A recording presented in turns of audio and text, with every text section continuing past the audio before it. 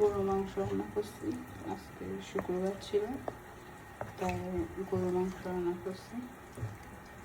একটু হালকা ঝোল ঝোল রাখছি, কারণ ঝোল না রাখলে শুকনো খাওয়া যাবে না। তাই মাংসগুলোকে এবার আমার অনেক ছোটো করে ফেলেছে, এই কারণে অনেক ছোটো ছোটো হয়ে গেছে।